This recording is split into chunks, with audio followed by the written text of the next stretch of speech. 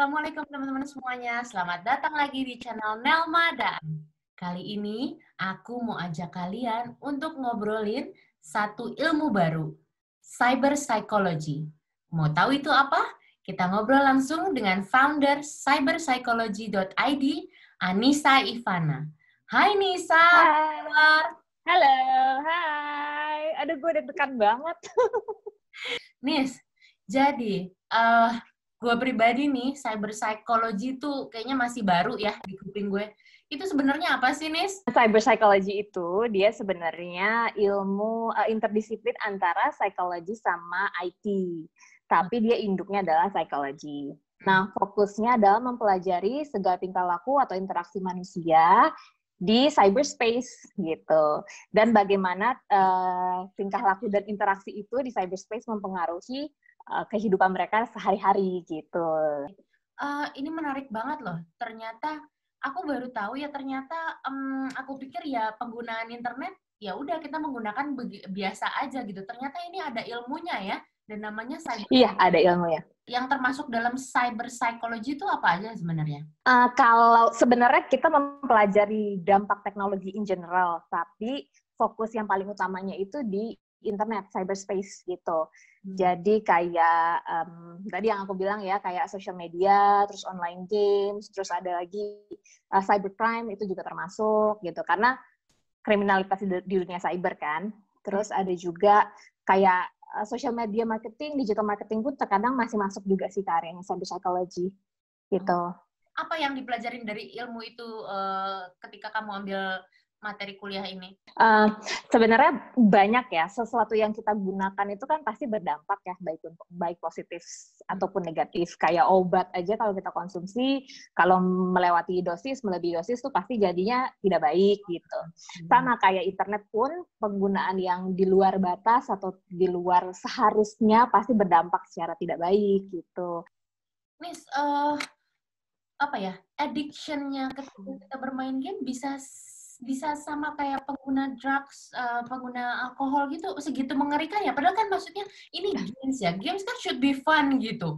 Tapi yes, emang seperti apa sih, Nes? Contoh kasusnya deh. Jadi sebenarnya research-nya sih banyak ya, dan ini masih diperdebatkan sama orang. Memang games itu kan it's supposed to be fun gitu.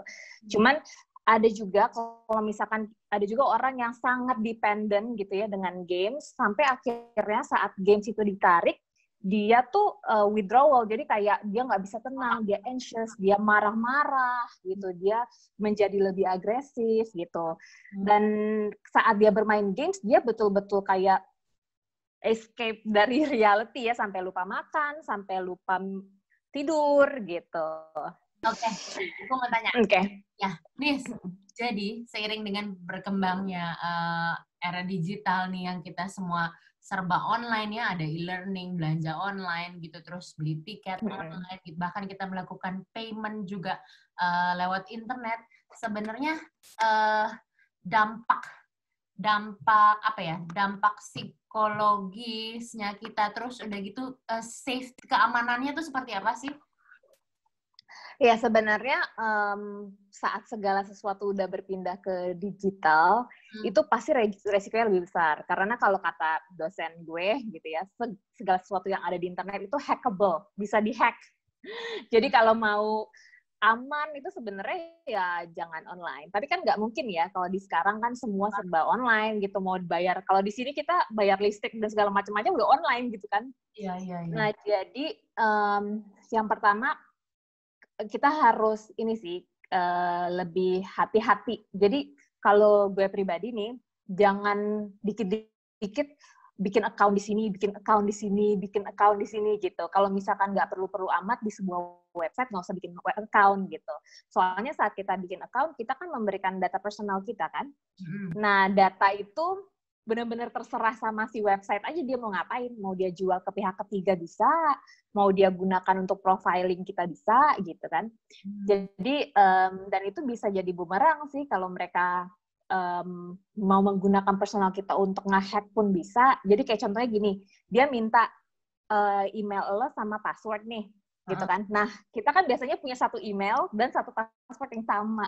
ya kan? Yeah. Nah, saat lo masukin buat register ke dia, lo ngasihkan email dan password lo. Ternyata email dan password itu sama email dan password e-banking lo misalkan. Ya udah diambil aja, dia masukin ke e-banking lo. Akhirnya dia bisa ngakses kan gitu. Wow. Jadi itu salah satu resikonya gitu. Nah, kalau mau aman, untuk yang penting-penting emailnya itu satu, jangan dipakai buat yang lain gitu. Jadi untuk kita lagi misalkan kita mau baca website ini tapi harus register dulu, ya kita mungkin menggunakan email yang lain dan password yang lain gitu. Itu salah satunya.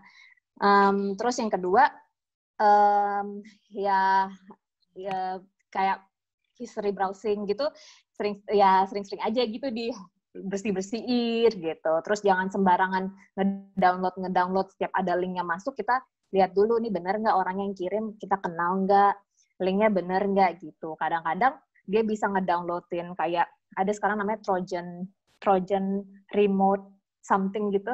Nah, itu bisa ngehack webcam kita gitu. Jadi bahayanya banyak banget sih sebenarnya kalau di online space.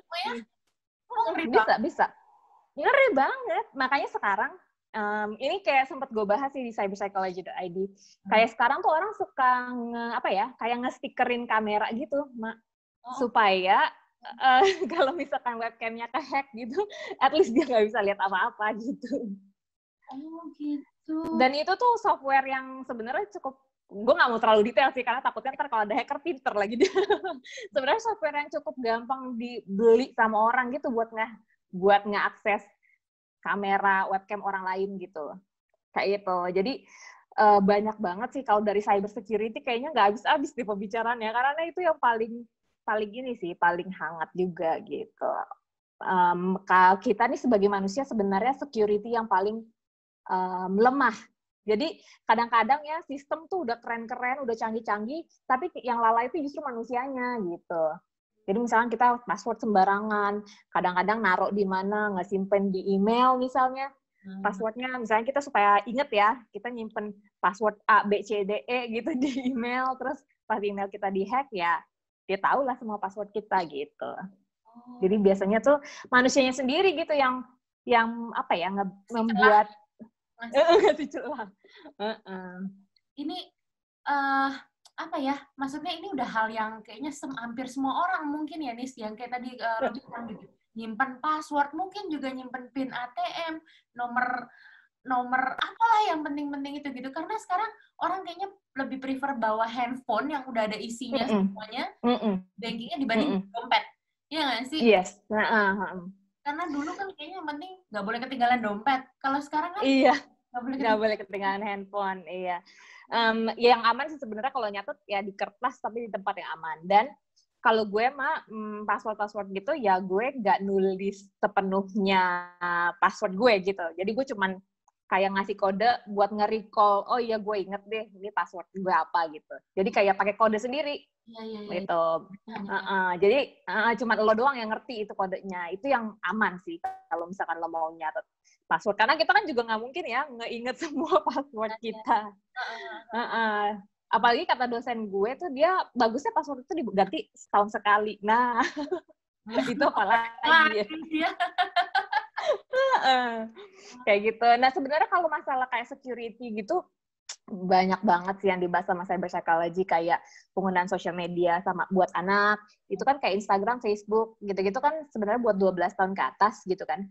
Nah, cuman kan kadang-kadang kita nggak apa-apa lah. Tapi nggak apa-apalahnya itu belum terlalu tahu dampaknya apa sih gitu.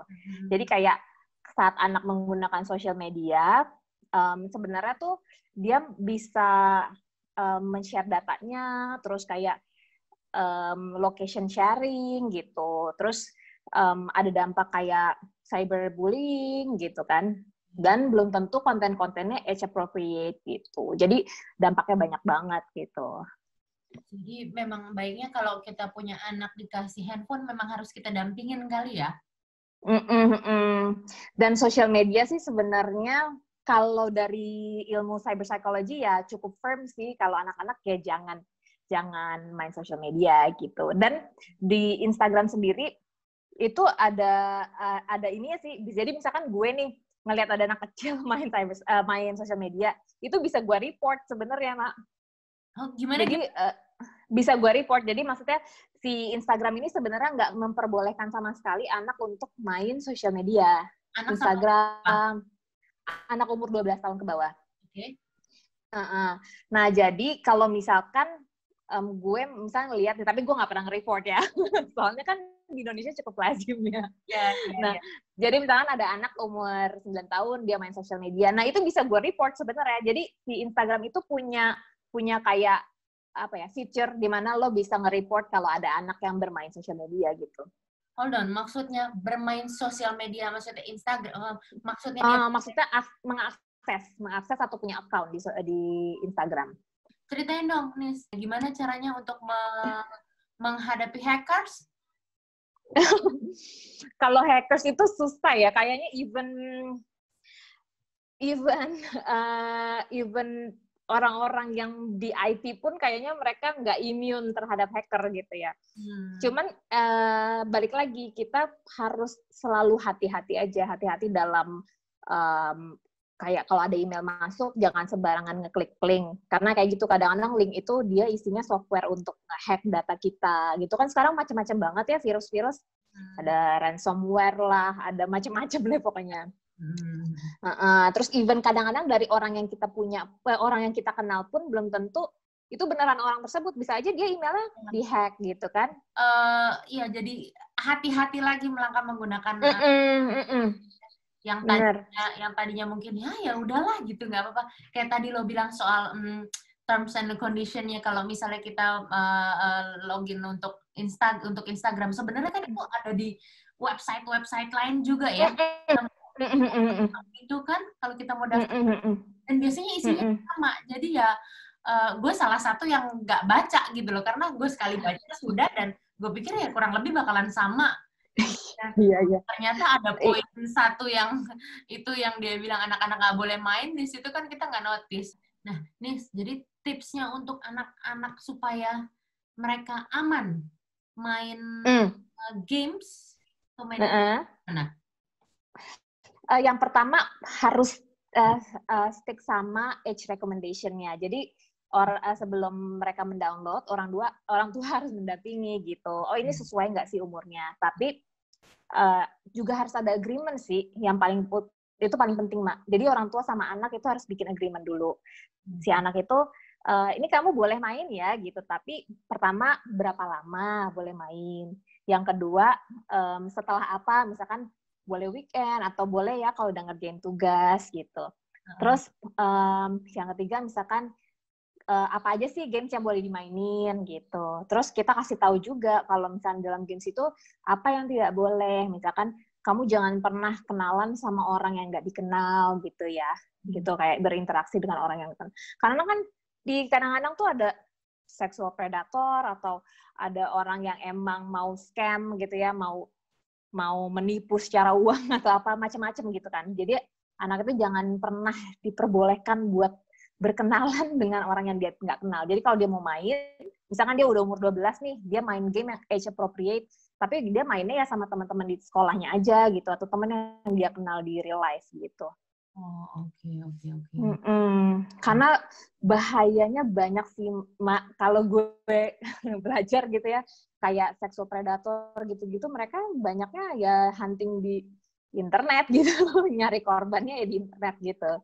Soalnya kan di internet nggak bakal ketahuan kalau mereka orang jahat gitu lah kasarnya. Terus kayak pedofil gitu, kalau based on data ya, mereka tuh dapat gambar-gambar child pornography rata-rata dari social media gitu. Hal-hal kayak gitu tuh orang-orang perlu aware gitu. Kadang-kadang mungkin ibunya nggak sadar anaknya lucu ya pakai baju bikini gitu di pantai, sesuai kan, tapi ternyata ada orang yang pedofil gitu ya ngambil foto itu gitu. Bahkan mereka punya komunitas, namanya apa ya? Pokoknya ada komunitasnya gitu, komunitas pedofilia, pokoknya mengerikan lah. Jadi itu dia, makanya banyak sekali yang perlu kita sadari tentang internet ini. Makanya disitulah fungsinya cyber psychology ini gitu. Iya. Oh, ini menanggapi kengerian, melanjuti pembicaraan lo tadi soal yang ngeri-ngeri itu ya. Nah ini kan cyberbully ya, gitu. Nah seharusnya jadi ketika kita sudah terkena cyberbully, ini kita harus gimana nih menanggapinya? Ini buat siapa? Buat dewasa apa buat anak-anak, Mbak? Buat dua-duanya. Kalau misalkan si anak cyberbully itu kan salah satu resiko tuh, makanya kalau sosial media gitu. Sebenarnya orang tua dengan anak itu sebaiknya punya bonding yang cukup kuat lah ya. Jadi dia itu tidak mencari identitas atau identitasnya nggak didikte sama sosial medianya dia. Karena anak-anak sekarang kan gini, aduh likes aku dikit, aku nggak populer. Kayaknya aku bukan siapa-siapa deh, I'm not worthy gitu. Anak-anak sekarang kan kayak gitu ya. Nah jadi orang tua itu harus bisa masuk untuk apa ya, kamu tuh hebat nak gitu. Kalau misalkan teman-teman kamu kayak di sosial media hidupnya bahagia terus gitu, ya itu bukan karena dia memang hidupnya bahagia terus, tapi siapa sih orang yang memposting pas dia lagi saat nggak bagus gitu kan? Ya, gitu. Ya. Kamu kan juga gitu kalau ngeposting sosial media pasti saat-saatnya momen yang bagus doang gitu. Jadi itu bukan representasi dari kehidupan nyata gitu. Terus kayak likes atau followers itu tuh nggak mendescribe kamu gitu. Kamu tuh punya kelebihan banyak gitu. Jadi kayak harus terus didampingin. Nah kalau misalkan anak kena bully, susahnya adalah kalau anak tuh nggak cerita gitu. Jadi orang tua harus aware lah gitu. Kamu kenapa gitu. Nah, kan ada juga tuh kita dengar apa namanya, ada yang bunuh diri karena artis mana ya? Artis Korea apa kalau nggak salah ya? Dibully sama hatersnya atau gimana gitu. Itu gimana tanggapannya? Tanggapan lo gimana? Iya, karena gini, di cyber psychology ada teorinya kayak apa ya? Disinhibition, apa ya? Jadi itu orang kalau di cyberspace, biasanya memang kayak, karena kita nggak tatap muka ya, jadi kayak mereka lebih all out gitu, kalau ngomong seenaknya. Dan ada asumsi bahwa kalau orang yang terkenal, kalau orang yang lebih hebat, kayaknya mereka deserve aja gitu untuk to be hated gitu. Kayak jadi, kayak ya udahlah hidup lo kan enak gitu, jadi nggak masalah kan kalau gue hina-hina kasarnya gitu. Jadi tapi sebenarnya itu nggak benar gitu, dan itu kan jatuhnya kayak trolling ya, kayak menghina seseorang. Trolling itu sebenarnya dari bahasa troll, dari kata troll itu ya kayak monster, kayak berbuat jahat aja gitu di sosial media. Jadi bisa dalam bentuk cyberbully, bisa memprovokasi, bisa kayak macam-macam sih bentuknya.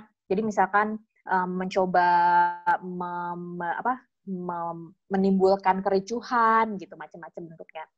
Nah masalahnya orang-orang terkadang nggak sadar ya, akan iseng-iseng doang gitu. Nah kalau di Inggris sering banget tuh trolling di penjara.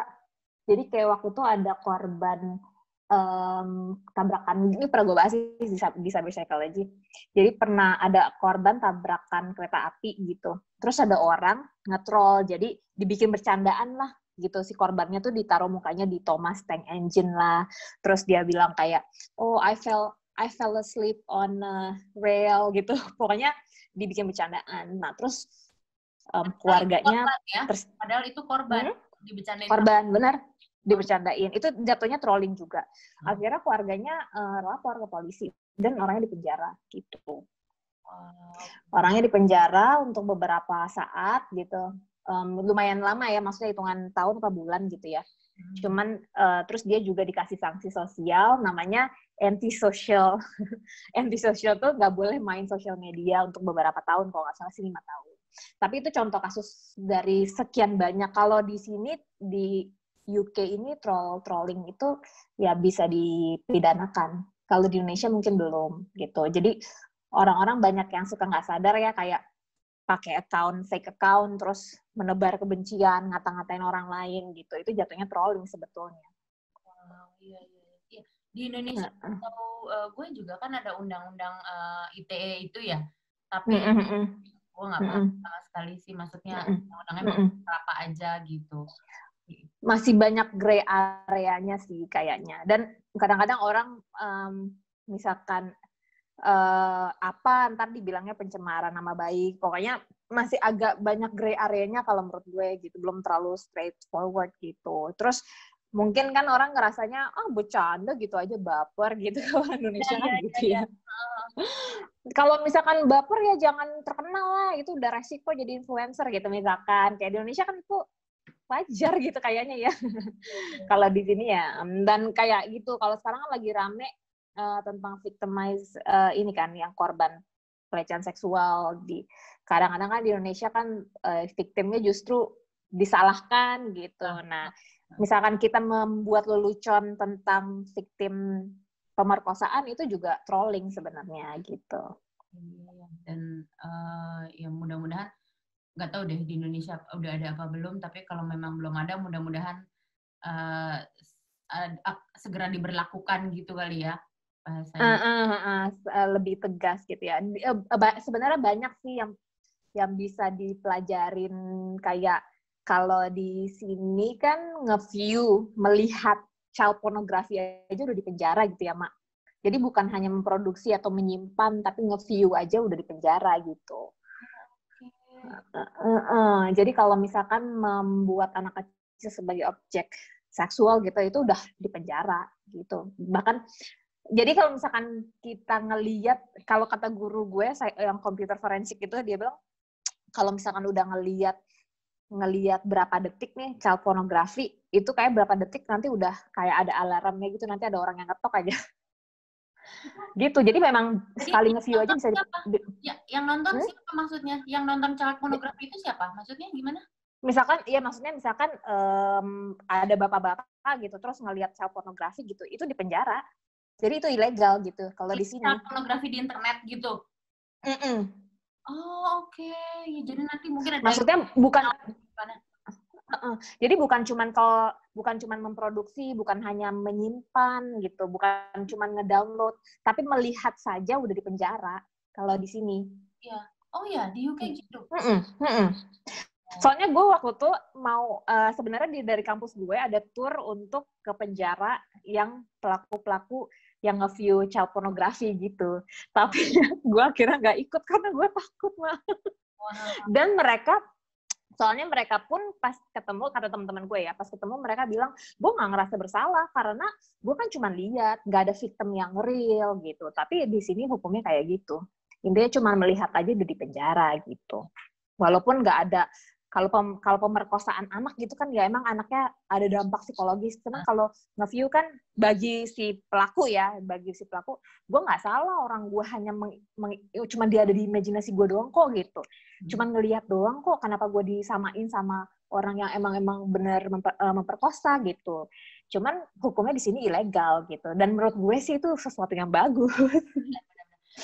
Segitu seriusnya mereka memproteksi anak-anak gitu. Ya, untuk masa depan anak-anaknya. Itu gue jadi ingat pertama kali gue pindah ke UK, waktu itu nggak lama setelah anak gue masuk sekolah di sini, dan anak gue mau ulang tahun. Tradisi waktu anak gue di Indonesia, which is itu kayaknya common ya, anak ketika foto-foto tahun, orang tua masuk foto-foto gitu kan. Nah, ini itu benar-benar ketika anak ulang tahun, kita cuma boleh kirim kue aja. Orang tua, tante, kakak, adik mau masuk ke sekolah gitu. Tapi kita orang tua aja nggak boleh masuk ke kelasnya ya.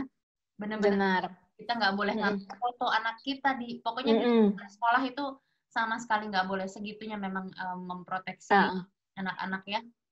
Bener. Dan sebelum kita masukin anak sekolah kan, kalau JJ kan sih kemarin pas mau masuk kayak dikasih formulir gitu, anaknya boleh nggak fotonya diupload, dimasukin ke buletin internal, terus ke sosial media sekolah gitu, boleh apa enggak. Jadi kayak mereka memang nggak sembarangan foto-foto anak terus main upload gitu. Which is sebenarnya mungkin ya nggak apa-apa, mungkin biasa aja ya kalau bagi kita ya, tapi mereka sangat serius gitu loh menanggapi hal-hal kayak gitu. Ya, jadi kalau misalnya kita lagi ulang tahun pun, misalnya ulang tahunnya di luar sekolah ya, anak lain juga yang nggak boleh difoto gitu kan. Benar. Kadang kan kita pengen ya, maksudnya ada kenangan, jadi anak gue main gitu, tapi benar-benar nggak boleh. Dan orang tuanya juga, akhirnya kita juga jadi ikut kayak keberatan kalau misalnya ada orang mau ngasih anak kita gitu kan, kayaknya. Benar.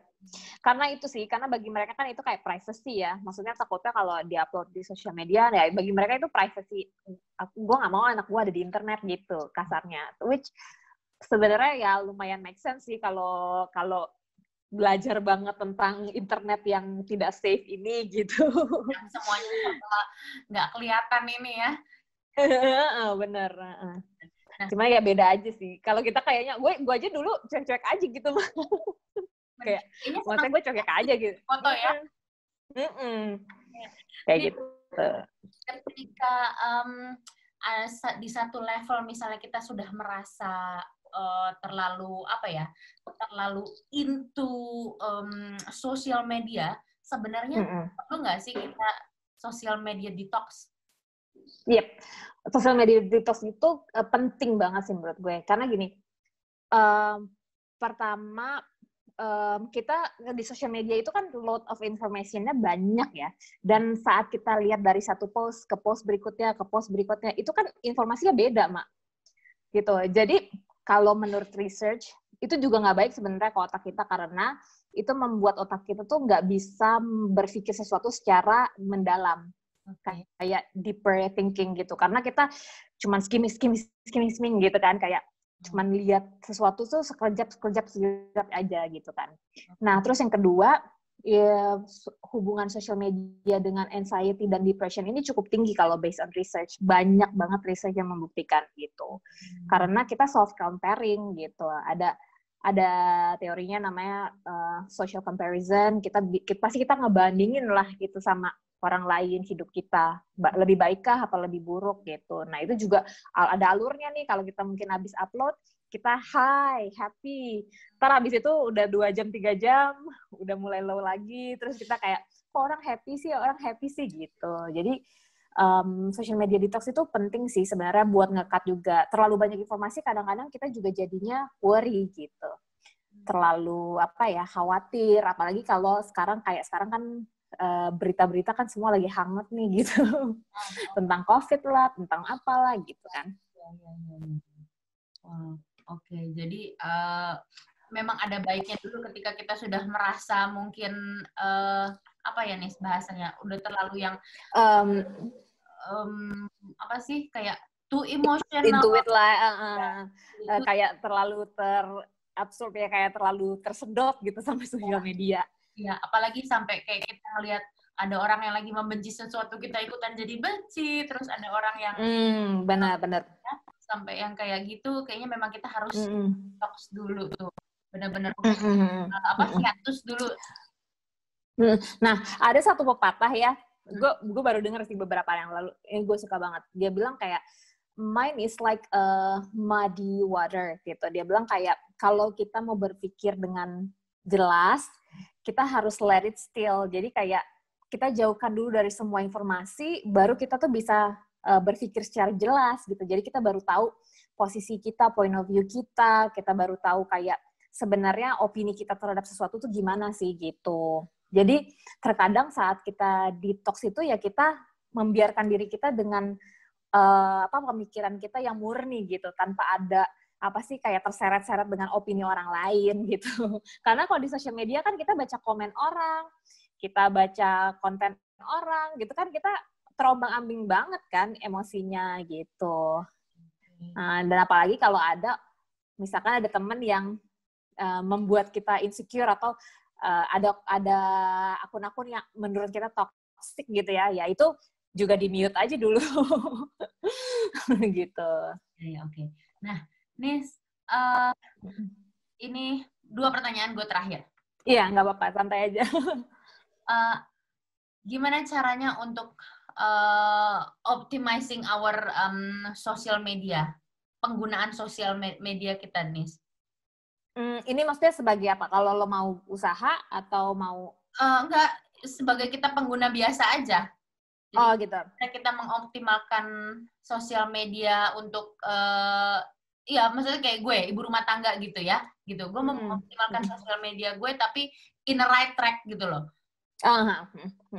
Nah, social media itu kalau kalau dia porsinya tepat, itu bagus. Tapi kalau berlebih kan dia juga bisa addiction. Tapi ini gue cerita dari manfaatnya dulu ya. Nah, sosial media itu supaya dia manfaatnya banyak gitu. Itu kan misalkan buat pemenuhan psikososial gitu. Ya nggak apa-apa, Mak. Kayak sekarang kan lagi COVID, kita terisolasi dari orang lain. Jadi misalkan sosial media itu ya buat kita berinteraksi sosial gitu. Tapi kalau bisa, jangan terlalu lama dan keep timing aja sih. Sekarang kayaknya udah ada aplikasi-aplikasi buat reminder gitu deh. Jadi misalkan kita udah social media lebih dari 2 jam sehari, nih kita bisa kayak kasih reminder ke diri kita sendiri gitu. Oh, oke. Ya. Kasih gitu ya. Jadi, soalnya ya social media again kan, itu kan sumber informasi ya, kayak terlalu banyak informasi juga jatuhnya nggak baik gitu. Pertama buat itu kita bisa ngegunain social media untuk pemenuhan psikososial gitu. Terus yang kedua buat sumber informasi of course gitu kan, kayak misalkan kita ingin tahu misalnya nih di Indonesia gimana sih sekarang kondisinya gitu ya, pasti kan kita bisa juga nyari lewat sosial media kan, punya temen atau punya siapa gitu tuh, dari berita yang ada account-nya di Instagram gitu. Nah, paling ya itu sih kalau dari saran gue, pokoknya bijak aja lah, jangan terlalu berlebih gitu. Jadi menggunakan sosial media pada porsinya aja gitu. Nah, itu dia tuh ya. Jadi bijak. Harus bijak, itu benar-benar kata-katanya. Jadi ya apa namanya? Ya yang tahu benar-benar balik lagi ke kita diri sendiri ya. Benar. Kalau kita ngerasa udah terlalu terombang-ambing nih secara emosi setiap ngelihat sosial media ya, misalkan aduh beritanya kok lagi nggak bagus ya, atau teman-teman kayak lagi happy banget deh, terus kita jadi FOMO gitu. FOMO ini kan fear of missing out, kayak kok gue sedih sendiri sih hidupnya, kayaknya mendingan detox dulu deh. Oke, iya. Karena ya kalau misalnya selama itu udah nggak membawa dampak positif, gak usah gitu. Intinya itu aja. Kalau kita masih mendapat manfaat positifnya, boleh. Tapi kalau udah negatif, dampaknya kita detox dulu aja deh. 3 hari aja gitu. 3 hari tanpa sosial media, dan lihat aja abis itu merasa lebih baik nggak. Biasanya sih pasti lebih baik, lebih seger gitu. Benar. Ternyata kadang kalau gue baca pengalaman teman-teman yang sudah pernah melakukan detox sosial media, itu mereka justru merasa kayak balik lagi ke zaman dulu di saat belum tergantung sama handphone dan internet. Mereka justru lebih bisa menikmati sekelilingnya, entah itu pemandangan atau bahkan bisa berinteraksi dengan orang di sebelahnya gitu kan. Banyak waktu berinteraksi dengan real human. Dan bisa kok kita survive tanpa social media, sebenarnya bisa banget. Kita juga dulu waktu kecil paling ngapain sih, main luar tangga, main Uno. Bener. Lebih kreatif rasanya dulu ya. Lebih kreatif kan, maksudnya kayak bisa kok sebenarnya, cuma karena udah terbiasa aja gitu. Nah, last question, Nes. Jadi kalau misalnya di sini ada teman-teman yang berminat untuk mau tahu lebih banyak tentang cyber psychology, atau even mau belajar, atau mungkin mau belajar tentang cyber psychology, bisa kemana? Kalau misalkan mau tahu yang ilmu general, kayak bisa aja sih kayak ke lihat cyberpsychology.id. Gue suka upload konten-konten tentang cyber psychology, atau baca buku. Buku yang paling gue rekomendasiin kalau cyber psychology itu The Cyber Effect by Mary Aiken. Itu bagus banget. Terus ada juga Sherry Turkle. Sherry Turkle itu juga bagus bukunya. Ada Alone Together, ada macam-macam deh. Dia tuh memang cyber psikolog gitu. Nah, terus kalau misalkan mau sekolah, sekarang tuh yang gue tahu sih, kalau untuk master baru NTU, Wolverhampton, sama yang gue bilang itu sih di Irlandia, gue agak lupa namanya. Nah, kalau PhD kayaknya di Australia udah ada PhD. Jadi dia cuma research center, tapi and again ini gue belum pasti ya. Setahu gue di Sydney, kalau nggak salah ada deh. Dia untuk research center, jadi khusus untuk PhD gitu. Oke ya, jadi bisa hubungin nih cyberpsychology.id. Tahu nanti boleh langsung ke lo ya Nis ya, nanti gue tag. Iya, kalau mau tanya-tanya gitu, mau diskusi, DM aja nggak masalah kok. Kayak gue juga seneng kok diskusi soal cyber psychology gitu. Kali aja siapa tahu malah gue yang belajar ya kan. Iya. Gue lupa. Ada yang belum gue tanyain. Jadi sebenarnya kalau di Indonesia sendiri, orang udah banyak aware belum sih, Nis, dengan cyber psychology ini? Sebenarnya gini, Mak, jangankan di Indonesia, di sini aja ya, setiap gue sebut, what do you study? Gitu kan, cyber psychology. What? Cyber psychology? What? Gitu. Mereka tuh kayak masih nggak common gitu. Apalagi di Indonesia gitu. Di Indonesia memang cyber psychology-nya sendiri kayak masih belum ada. Kayaknya belum ada deh cyber psikolog di Indonesia gitu. Tapi kalau para psikolog klinis gitu yang mungkin pernah bikin research tentang social media, tentang apa ya mungkin ada gitu. Oke, ya. Tapi belum terlalu common karena di kampus gue aja ini gue angkatan ketiga gitu baru.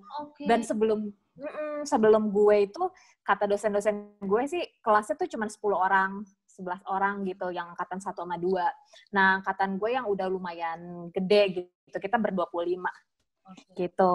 Nah, dan kita kan universitasnya 1 dari 3 di dunia ya. Jadi masih minim banget sih cyber psycholog gitu. Cyber psychologist. Itu kayak masih sedikit banget gitu. Tapi padahal growth-nya teknologi ini ya, kan kita berkembang cepet banget ya teknologi, tapi kayak yang mempelajari dampaknya ke manusia kayak masih minim gitu. Jadi kalau banyak yang mau belajar, bagus banget sebenarnya.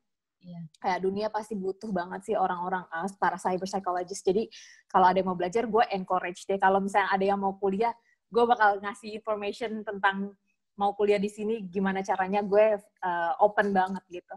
Oke. Nah, Nis, jadi ke depan rencana lo dengan cyber psychology ID mau apa nih? Mau bikin apa? Sebenarnya sih sekarang gue cuma pingin bagi gue sih, ilmu itu kan amanah ya. Jadi sebelum gue kesini nih, gue cerita sedikit, sebelum gue kesini banyak banget challenge-nya gitu. Dan lo mungkin kayaknya tahu deh, yang anak gue nggak dapet visa dan segala macamnya. Jadi cuman gue kan berdoa aja ya, kalau misalkan gue diamanahkan dengan ilmu ini ya pasti jalannya dibuka gitu kan ya.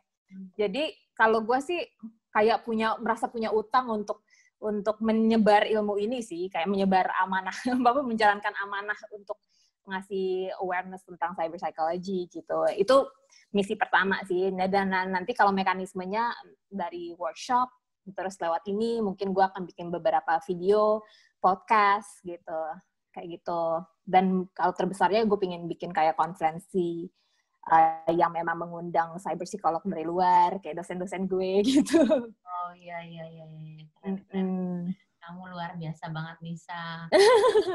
Enggak kok, sama kita. Kamu juga lebih luar biasa. Masya Allah. Oke, terakhir. Tips buat teman-teman yang nonton channel ini terkait dengan cyber psychology apa, Nis?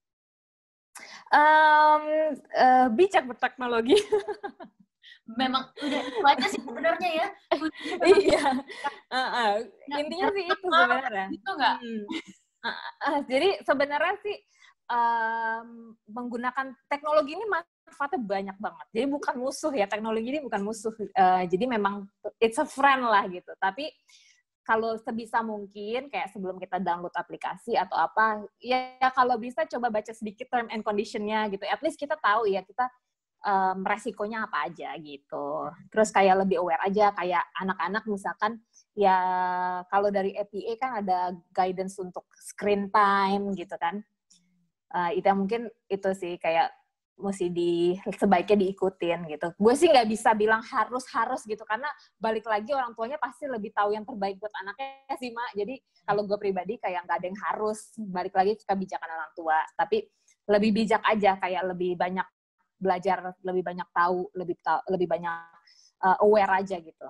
Oke, iya. Nis, gue lupa. Satu lagi. Iya. Kalau misalnya kita mengunjungi satu situs, satu web yang sering kita baca gitu, mereka kan kadang mau di-save apa enggak passwordnya. Jadi mendingan lo tick apa enggak? Gini, kalau save atau enggak itu, ini gue nggak tahu ya, sebenarnya ini ranahnya Kak IT lebih banyak. Itu tuh kayaknya lebih cuma dari komputer kita sih. Jadi merekanya mungkin nggak ini, tapi mereka tuh punya cookie, Mak.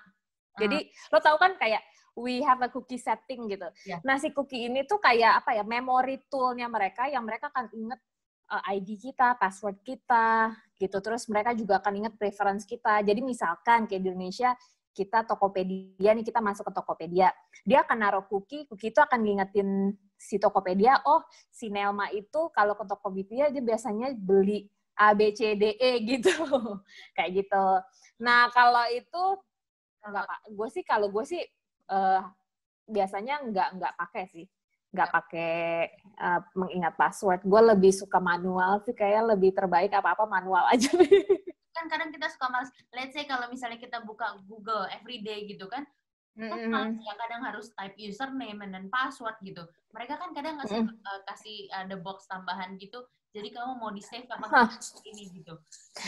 Sebenarnya sama aja sih, mereka juga udah pasti ingat sih password kita lewat cookie itu. Oh, oke. Jadi cuman dari laptop kita ya, dia akan langsung memasukkan si password itu gitu. Kayak gitu. Jadi cookie itu dia cara kerjanya ya dia juga ya gitulah pokoknya, dia memory tool saja. Jadi sebenarnya sama aja si website itu juga pasti ingat sih password kita dan ID kita.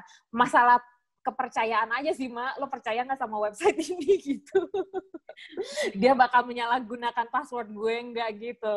Soalnya pernah ada cerita yang dulu face app itu kan katanya muka-mukanya digunain ya buat iklan, buat apa, gue lupa deh. Pokoknya pernah ada kasusnya lah. Kayak aplikasinya itu kadang-kadang kalau aplikasinya juga bukan yang kayak bukan mengikuti prosedural tuh kadang-kadang ya data orang bisa disalahgunakan. Apalagi sekarang buka unlock handphone aja udah bisa pakai biometrik, pakai muka kan gitu. Wow, ya benar. Jadi memang punya satu harus bijak berteknologi. Harus bijak berteknologi. Ya, nggak ada yang lain lagi.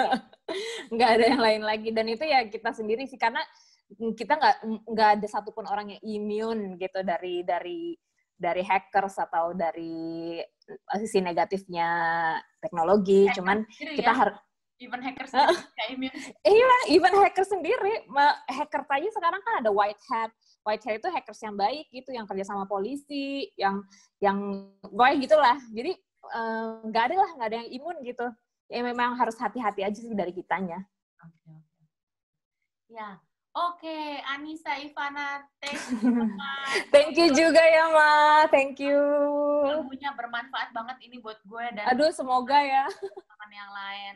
Aku doain kamu sekarang sukses terus tadinya, cepat pulang ke Indonesia dan bisa berbagi dengan teman-teman di Indonesia semua. Sukses terus. Amin. Lo juga ya, Mak. Iya, lo terus juga ya. Terima kasih banyak. Bye-bye. Bye teman-teman semuanya, mudah-mudahan. Bye-bye semua. Bye.